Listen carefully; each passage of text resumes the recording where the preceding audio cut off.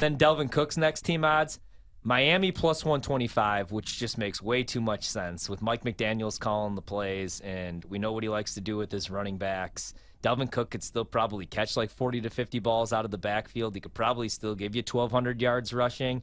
And with all those weapons, that would make me like Miami even more. I mean, if Tua could just stay healthy. Tyreek Hill, Jalen Waddle, they have all that speed. Plus 125 for him to end up there. Plus, they do the whole running back by committee thing a little bit anyway. That's what Mike McDaniel did when he was the offensive coordinator for the Niners. So, yeah, I mean, this is going to be one of those situations where Dalvin Cook's going to get a little bit of protection where he's not going to get so many carries. So Miami's win total is 9.5, which I do like them to go over. I think they're a 10-11 win team. Vic Fangio on that defense. Jalen Ramsey, if he's like anything like Jalen Ramsey was 2 years ago. The Rays are coming back. I want to go Keontae George over, pick 13.5, minus 310's the price now all of a sudden, though. Under 13.5 is plus 230. I don't think he goes before 13. Do you?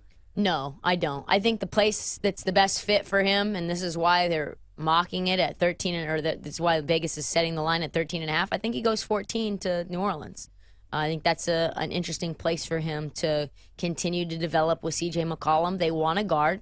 That's why that's why New Orleans wants to move into the top three, is to try to get a Scoot. If you can't get Scoot, then maybe you stay at 14 and you get a Keontae George from Baylor. Yeah. A couple things that I thought were interesting. As you noted, Ryan, the number one pick is pretty much a slam dunk at this point. And Wembanyama has only taken 23% of tickets, but he's taken almost 94% of money. This is from earlier today at BetMGM. 94% of money at those massive, massive odds. And he's minus 10,000 or something like that. So yeah. I think that's good night. So it's even much more now. So that is just, to me, shocking at that price that much handle is on it. I guess people are seeing it as, there's no way they're going to lose, but boy, you're not, the ROI is definitely sorely lacking there. But Ryan, to your point, the other picks are the things that are a little bit more interesting. You got Henderson as the favorite to go number 2 overall, and it's across the board Henderson at BetMGM. He's got the highest ticket count, almost 44%. He's got the highest handle, 58%. So 58% of all money, and he is the biggest liability. I'm going to take a look at this chart real quick in case they have a tab for it. Yes, they do. At 58% of handle, second most for the number 2 pick is Miller at 36.7% of handle. So between those two, that's almost the whole market. That's like 94, 95% of all the money. So it's those two at the number 1 pick, and then it drops down significantly. Wembanyama, who's obviously going to go number 1, is number 3 in money for the number 2 pick, but that's obviously not going to happen. And then on the number 3 pick, as you noted, Ryan, Brandon Miller sitting as the favorite, and it's the same situation as the number 2 pick. You've got him number 1 in tickets, almost a third of all tickets, number 1 in money, 41% of all money, biggest liability. He is the biggest liability as well. And just looking at at kind of the breakdown, actually, this is interesting. At least as of this morning. It's probably changed a little bit by tonight because this is a fluid market and it's coming up quickly. But the handle on Miller and Henderson at BetMGM, the money bet, is exactly the same to the 10th of a decimal point. 41.2% on each of them. Miller's is on 32% of tickets. Henderson's is on 19% of tickets. And then you got Cam Whitmore, third in tickets at 11.8%, but only 3.7% of the money. And Amon Thompson, 10%, 10% of tickets, also 3.7% of the money there.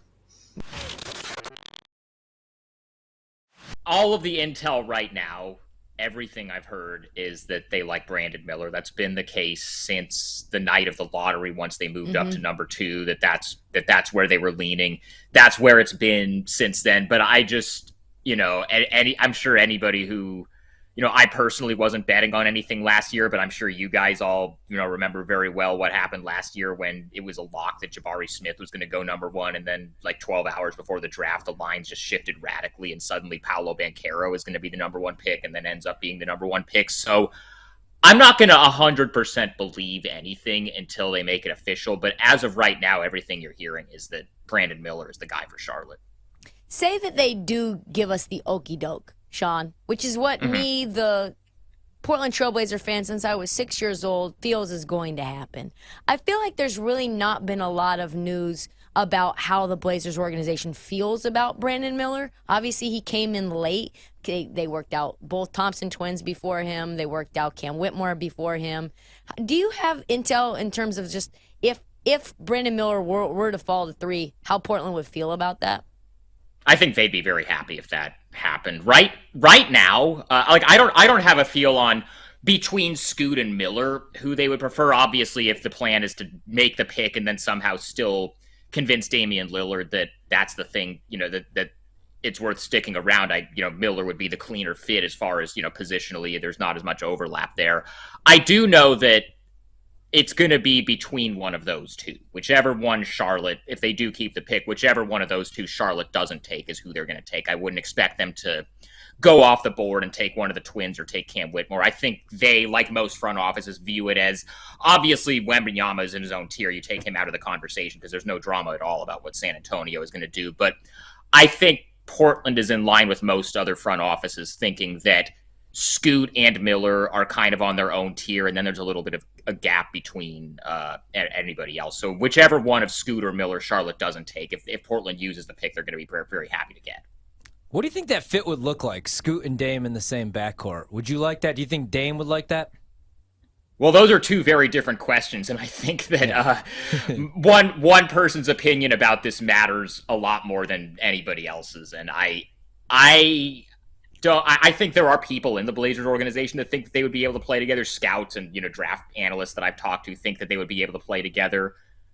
I'm not sure how much Dame feels that way, and that's obviously the person whose opinion matters the most in here. So that's kind of where I would go there. Miller, I don't know how Dame feels about Miller. I do know that he was at all of these pre-draft workouts that they've had with all of the different, especially the lottery level guys that they brought in, whether it's those two or the twins or Whitmore.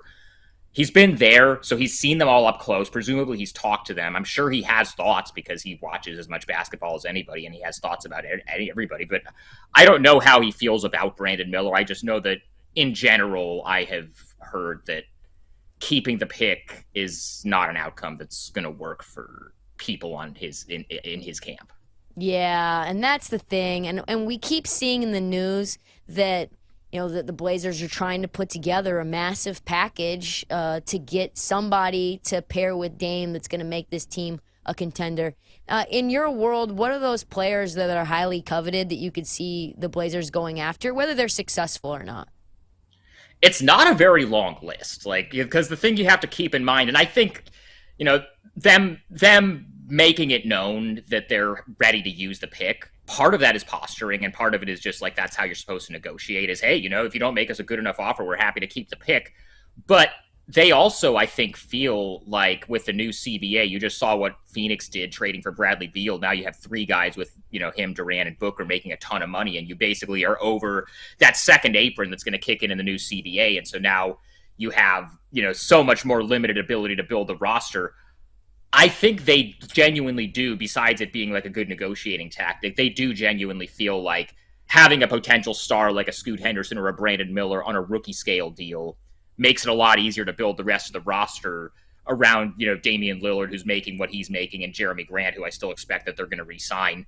Then let's say you trade for just for one name that they've been connected to, like Pascal Siakam, who on his next contract is going to be making, $45-50 million a year. If you have Dame, Siakam, and Jeremy Grant making what they're making, suddenly your options are a lot more limited. So it had better be a good enough player that's worth doing that and compromising some of your depth and compromising the flexibility in order to do that. So Siakam is somebody that I think in a vacuum they would be interested in, but the contract stuff is kind of a question mark there.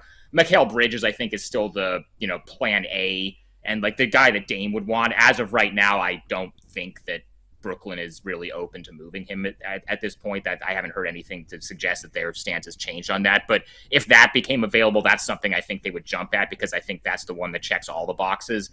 The one that's really interesting to me that I think might actually have a shot if Scoot is there at 3 is the situation with New Orleans. And I think that that's something that they would look at pretty seriously.